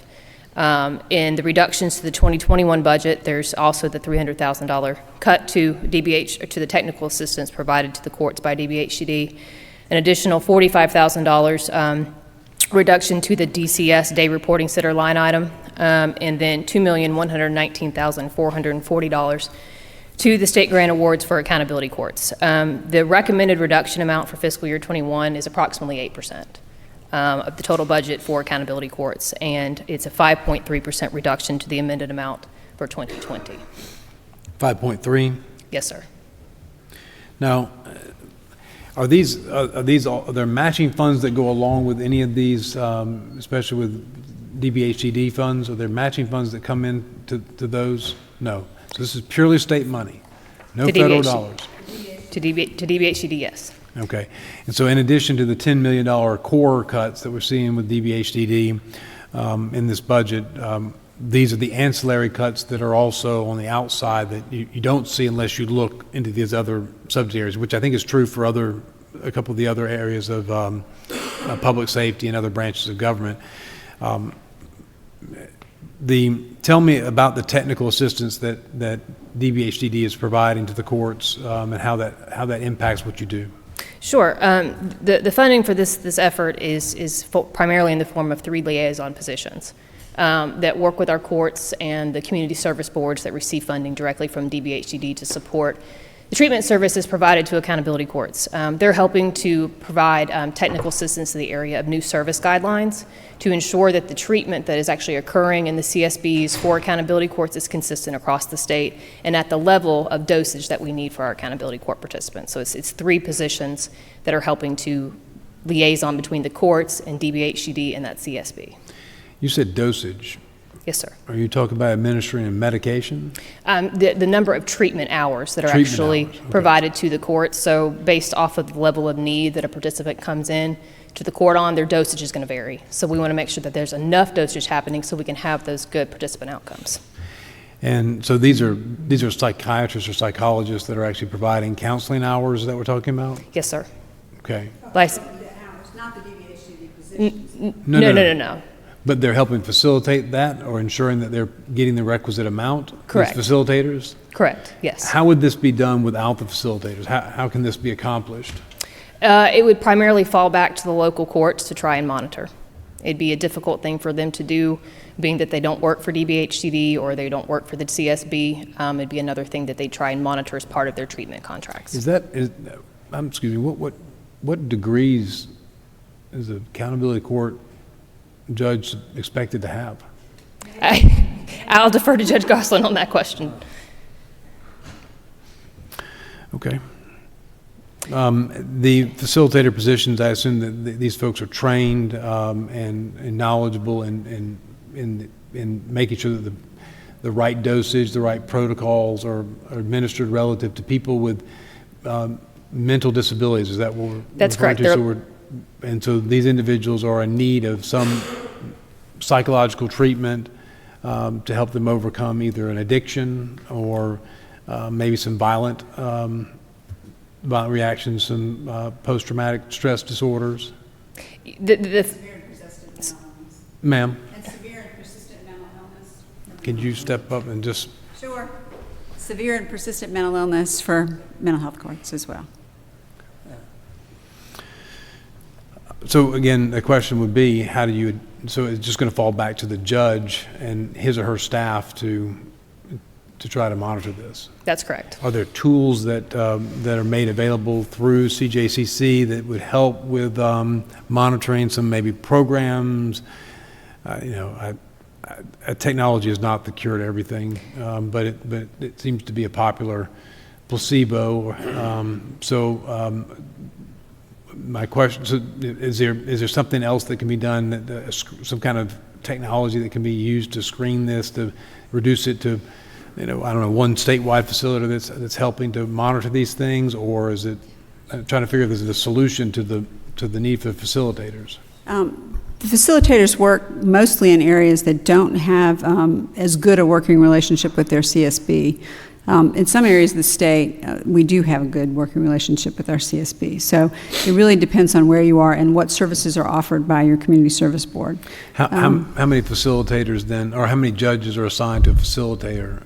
And is there a way to Well, there are only 3 facilitators already, so they cover the whole state.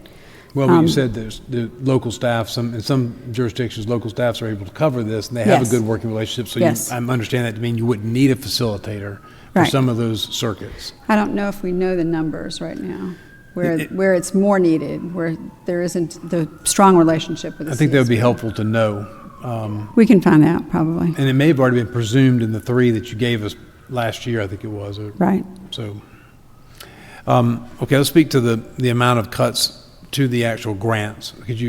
Taylor, could you explain the grant funding and what that means, and then what is the resulting effect of the cuts? Absolutely. Well, the grant funding process is a competitive one. So we have an annual grant that each court that's certified through the Council of Accountability Court Judges is able to apply for state funds. It's a reimbursement grant. So the grants are going to be initially awarded to the counties. The counties are going to initially spend the funds for things like program personnel, program coordinators, case managers. Funding is also going to go towards evidence-based treatment services for participants, drug testing, surveillance visits that is going to be performed by local law enforcement for home and work visits to ensure that participants are complying with the program rules and policies. So the funding is initially spent by the local law enforcement or local courts to then be reimbursed by the state for those program activities. Now, these protocols and this testing and these are protocols that are adopted pursuant to our criminal justice reform legislation, but aren't these protocols that are put forward by the council? Yes. And so these are standards that are used throughout the state across the board to effectuate the purpose and intent of criminal justice reform, so that individuals are getting the treatment, the proper oversight, and the rigor through the system, so that it's actually effective. And what is the effective rate right now for your accountability courts? I know it varies on the court, but what are we seeing in terms of lack of recidivism rates relevant to those courts? Well, we know that any amount of participation in an accountability court is going to reduce recidivism. Within your packets, we have a recidivism chart that speaks to the recidivism rates for each accountability court type. Is going to be in this nice, pretty handout here. But we know that participants that graduate from an accountability court are going to do far better than those that don't. But we also know... well, I know far better is, I mean, it's... For example, a drug court participant that graduated from an accountability court only recidivated at the rate of 27%. One that was terminated was... What was that? Recidivated at the rate of 27%. 27%. For felony drug court. So 73% success rate. Yes, for those that graduate. And alternatively, would they be in jail? Yes, most likely. Prison, jail. Yeah. Mike, you have a question? A 73% success rate. I don't know of any other percentage that high in any other program we're working with in the state. If there's another, I'd like to know about it. But that's graduation rates are what, at 85%? And that's tremendous work.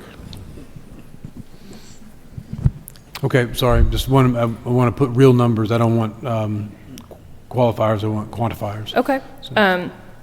We also know that our retention rate has increased this past year to 95%. And retention rate is going to be where a person is obviously retained in the program. It takes approximately 18 to 24 months to complete an accountability court program. So the more people that we can retain, the more people we're going to get to graduation to get to that completion rate that we just spoke about, or that small recidivism rate, I should say. Accountability courts in our outcomes, the 95% retention rate has increased actually from last year from 84%. So we're seeing more people that are staying in the programs. Our courts are doing wonderful things with evidence-based treatment to keep the participants engaged to get them to that graduation But mark. the proof is in the pudding, because I'm going to graduations all across, in my area in Henry County. I know that Mike was telling me about the graduations that he attends and actually speaks at as a guest speaker. So this is... you're talking about, and those rooms are packed. They're packed both with the people that are going through the system, as well as their families and friends that are there. And so, it seems like to me that's having that's having the effect of communicating to the public that these courts work and the outcomes are positive, which incentivizes someone that unfortunately finds themselves in the accountability court and subject to the jurisdiction of the accountability court. There's proof in saying, okay, if you stick with this, your likelihood of having your life back, whether that be taken back from the opioids that took your life away, or the alcohol, or whatever it is that took your life away from you, your former life, you can get that back if you stick with this program. Is that fair to say? Yes. Some other interesting outcomes that we have from our FY19 data is that we know that through our courts collected and reported data that 72 drug-free babies were born to female accountability courts last year, and that we had 90 families reunified through our family treatment courts. These are significant numbers. And a drug-free baby is going to reduce the cost to society in terms of medical treatment and ongoing medical care. Correct, yes. We understand from an uncomplicated delivery of $3,500 to a complicated delivery of close to $63,000 based on our research and when analysis. I asked for numbers, you seem to have them, Taylor. I came with lots of numbers today. Mm-hmm. We're not talking about certifications of courts, are we? No, not today, sir, no. I think we've got all the certified and up and running across the entire state, is that right? We do. We have 163 courts, and we grew from 72. And that took us about 5 years to get there? A little closer to 8, but we grew significantly from 72 to 163 in 8 years.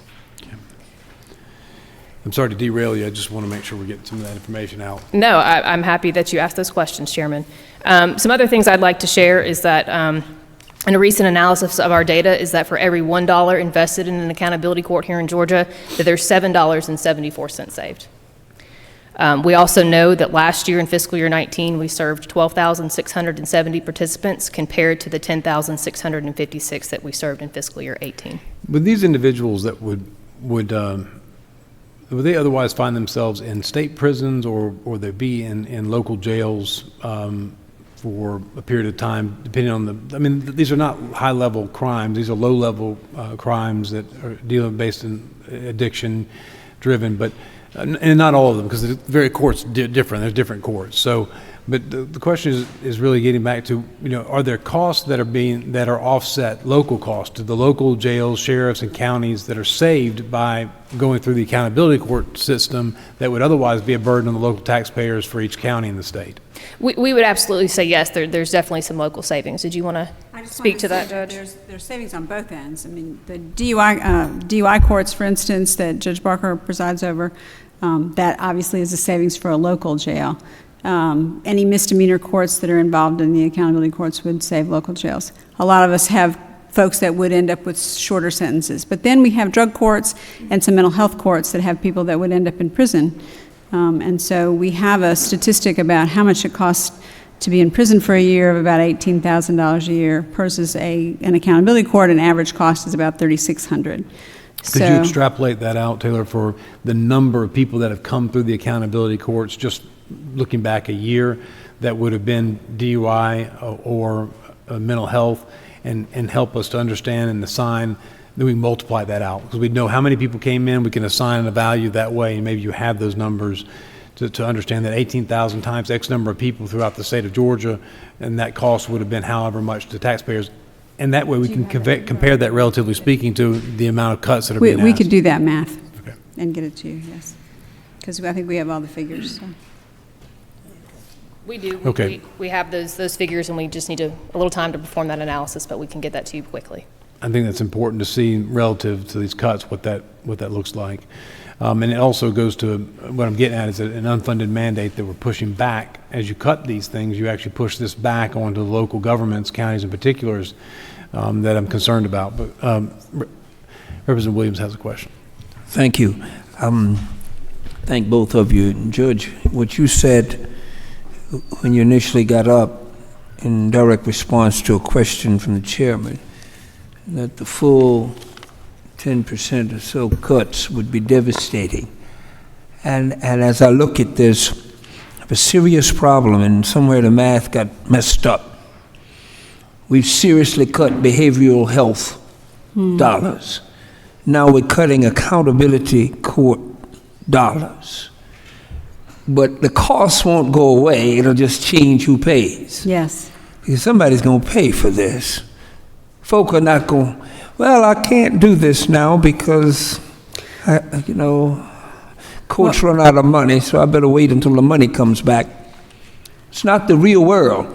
Accountability courts, according to you all, according to the math, working. I'll be very honest with you. I'm a country boy, and I like these slicks and all, but I'm really just here to talk about the effects of these cuts. We know the good work you do. I really want to know, what are you going to do when you hadn't got this money, and what happens to, we have had a huge increase in meth and other nonviolent problems that these courts have addressed effectively, especially the Veterans Treatment Court. It just bothers me that we go to tears when we talk about our veterans, and then we find them under the bridge and leave them under there. Yeah. See, but what I want to know is, what are you going to do to make up for this gap? What's going to happen, and where are they going, except back to jail? Well, jail will take up some of the cost. Oh, yes, I can see. But there's some things that can't be made up. And I will just say that it's my belief that this level of cuts will affect rural programs and newer programs more than it will other programs. The rural programs don't have the county support that the metro courts do have, and they won't be able to make it up because their counties don't have that kind of money. The newer courts that haven't built up the kind of census or the kind of county support that they need will also struggle and probably not be able to survive. We've also had 11 courts that want to come on as of July 1st, and whether we'll be able to fund 11 new courts will be a question. One follow-up and I'm finished. For us to talk about, we have a great committee to find solutions to problems in rural Georgia. It's an oxymoron. I have a committee to find solutions and to gut programs that's working. I mean, and poor counties will suffer disproportionately, like you've said. Yes. But believe me, meth, other drugs, mental problems, just as severe to 10 people in a little county as it might be to 1,000 in a big county.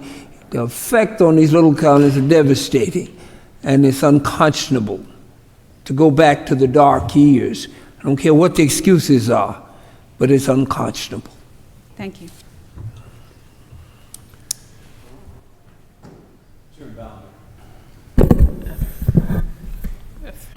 Sorry, I'm buried under paper over here. I actually have a question for the CJCC, if y'all wouldn't mind. Director Neal.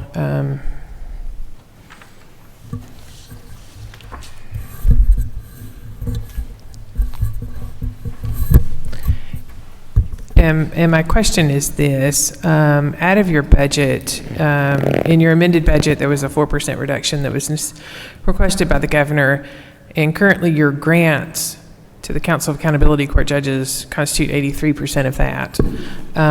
In the big budget, there was a 6% decrease that was requested by the governor, and 88% of that is being shouldered by the Council of Accountability Court Judges. And that's a grant. That's not any positions. You know, we've seen 127 child welfare workers gone from DFACs. We've seen divisions and departments in the state really have to trim down. And I don't see any trimming from CJCC. I see them cutting the money that they're giving to other people, but I don't see any, you know, efficiencies. I don't see, and your work is to be commended, and y'all do great work, but I don't see any of that. I don't see any of that sharing of the burden. Can you speak to that? I can. We have 163 courts that we provide the services for. We have last year over 1,000 sub-grants that we awarded. We awarded over $135 million in grants last year. Each of those grants require the processing, the management. There is a considerable amount of work that is required for all of those grants that we administer. We already are operating on a lean budget. We have worked with as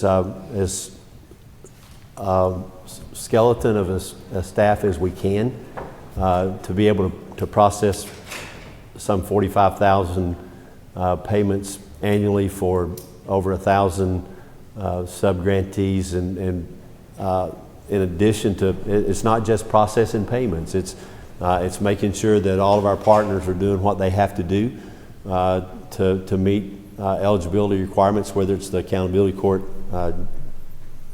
partners or the partners in our other grant programs. And if we try to trim that staff, unfortunately, we'll get to the place that we can't process and get payments out the door in a timely manner to keep our partners even going. If cuts to those programs would mean that we would have less programs in place and less work to do, we might be able to look at that. But the reality is, it's not reducing the amount of work that has to be done, the amount of checks that has to be cut, the amount of accountability. All of those things are still the same. It may be smaller amounts, but it's the same workload. So we have cut a couple of positions. We were in the process of trying to bring on a couple of positions that we just decided there's absolutely no way you can bring on any other positions now. So the workload is pretty tight with our staff, and I don't think there's room for us to reduce any more staff at this point. Well, you're not reducing, I think there was maybe one position, but I don't think any of those were. So can you speak to, I know that there has been an expansion. Traditionally speaking, the CJCC has been more of a funder of programs. You know, you've referenced the many payments that you make to our community partners. Can you speak to a lot of the policy and programmatic initiatives that y'all have actually launched in the last, say, 2 or 3 years, and kind of the workload that's taking up some of those staff members, and were any cuts to those sorts of programs considered? Let me mention one additional thing. We have a 1.27 million admin budget. When you look at a 1.27 admin budget in an agency that's putting out $154 million, and the number of staff that we have at CJCC that's paid for out of the $30 million in accountability court funds, we have one staff person paid for out of that CACJ budget on staff at CJCC. So for us to take additional cuts means that we either eliminate the only staff position we have out of accountability court budget, or we eliminate our entire administration. And we still don't get there by eliminating the entire administration. I'm sorry, could you repeat the question? Well, in recent years, the CJCC has expanded into policy and programmatic initiatives. And I was wondering if there was any contemplation of a contraction of some of those services to alleviate some of the cuts. Contraction of the programmatic services? Mm-hmm. The services that we've expanded over the last several years are human trafficking, sexual assault kit initiative. We've expanded some of our domestic violence shelter or domestic violence programs. And when we start contracting, the reality is when we start contracting, wherever we contract, we're going to impact Georgians. There's no question about that. There's no way you can get around it. So you have to look at the priorities of those contractions, and we are comfortable with the governor's priorities. I think the governor has made it very clear where his priorities are. We have worked to secure competitive grants for school safety, for gang initiatives, for human trafficking. We're working to make sure that we're continuing to provide the services needed for our sexual assault victims and human trafficking victims and domestic violence victims. And if we start contracting, those are the areas where we're going to have to contract. And I am, you know, unfortunately, you've been in these shoes. You know, you have to make some tough choices. The elimination of 127 CPS workers will obviously have an impact. The contraction and the reduction in the grants to our accountability courts, I think we've seen very hard numbers that demonstrate the impact that will have. So obviously, cuts in general impact. So anyway, thank you. I appreciate it. When I was on this committee, we were cutting far more than 4% and 6%. So I appreciate it, and I understand the place that you're in and the difficulties of the job that you have, and I certainly appreciate that responsibility. All right, Representative Holcomb. Thank you, Mr. Chairman. Good afternoon, Mr. Neal. In addition to what you said with respect to having to administer the state grants, isn't it true that you also have the obligation to make sure that we're complying with the grant obligations for those that the state receives funds for, and that Yes. that is a burden in terms of work and labor and everything else? Yes, absolutely. The other question that I have, and this is maybe a little bit more long-term, but having such an appreciation for both what your agency does and the personnel. In particular, I think Amy Hutzel and Liz Flowers are rock stars. They work incredibly hard, very responsive. Is there any danger of y'all losing some of your funds from outside sources in either the short or near term for services and in areas that we want to make sure that they continue? If that makes sense, what I'm trying to ask. Right. Is, in other words, are there possibilities of cliffs in terms of funding that we should be aware of, or is that really not a concern, that the other dollars are pretty stable? So there is, with the federal VOCA funds, if you followed the allocations over the last several years with VOCA funds, a couple of years ago we received a little over $100 million VOCA funds. Those funds go out to the victims of crime, typically to sexual assault and domestic violence and child advocacy centers, victim advocates, VWAP programs, all impacted by some of those dollars. Last year it was $74 million, and this year I think it's going to be about $54 million. So that's a significant cut in those federal funds. Am I concerned that what we're doing with this budget is going to have an impact on our ability? No, not at all. We'll be able to continue to do what we've been doing. But there is, over the last couple of years, there's been a clear cutback from the federal government in those critical victim services funds. Okay, thank you. The only other thing I'll say very quickly is, from my perspective, I do see some real movement in terms of the prosecutions, and the work that we've been doing in terms of testing is starting to pay off. And I'd certainly like to see more prosecutions, but they are coming. Thank you. If I could just mention one more thing. Our staff has done a very good job managing those VOCA funds. When we got $104 million 2 years ago, we didn't act like that we were going to be getting $104 million going forward. We anticipated that would be reduced, so we were careful in how we used that. And in spite of the fact that we went from $74 million last year to $54 million this year, we're in a place to where we're not going to have to cut because of how careful we were and the way we allocated those funds previously. If it stays at $54 million, we're going to have to look at cuts down the road, but we should be able to sustain where we are for probably 3 years, even based on those cuts to 54 because of the prudence of the staff. Thank you, Jay. Appreciate the presentation. Thank you, judges. Judge Goss, do you have you wanted to make a closing argument, is that right? Taylor has more statistics that she can give you about all sorts of things, including the number of participants that would be reduced if the Representative cuts Holton has a went. question, and then I'm going to let you get that impassioned.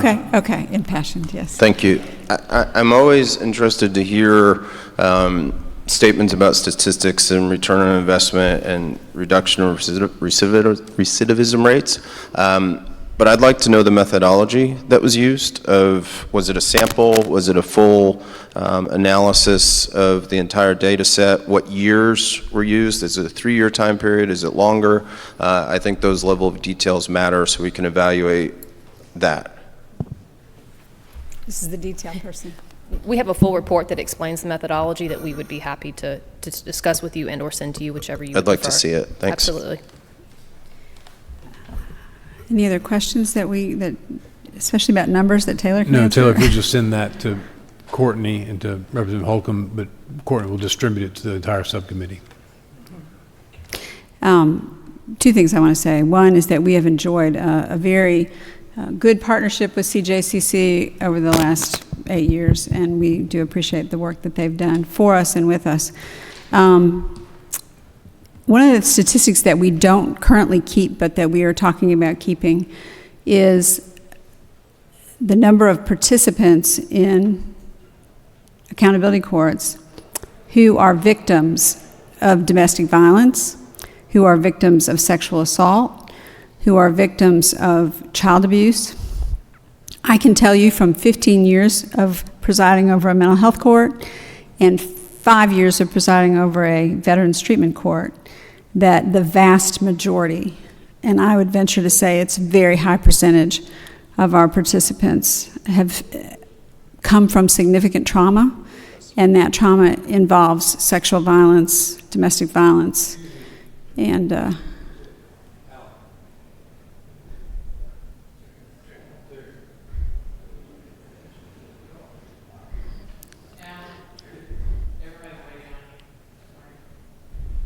so that particular piece of information is something that we all know anecdotally, and we are going to start to collect that data as well, so you can see that. But we know that, and I can tell you that I would guess the number is more like 85 to 90%. Judge Weaver and Judge Mingledorf and Judge Barker, I'm sure, can back me up on that. We do not take in people that have 7 deadly sins. We do not take people in that have sex offenses. So we are dealing with people that have a lot of trauma that will become, if they graduate, productive members of the society, and will give back in ways that we are giving them an opportunity to do now. So thank you for listening to us and being so informed about our numbers already. We really appreciate that. Thank you, Chairman Welch, always for the hard work that you do. Judge, thank you, members of the committee. We have given a lot of time to this particular subject matter, but I do want to afford the committee members a break. So we're going to take about a 10-minute break. See you back here at 3:25, and we'll start right back up there with pardons and paroles.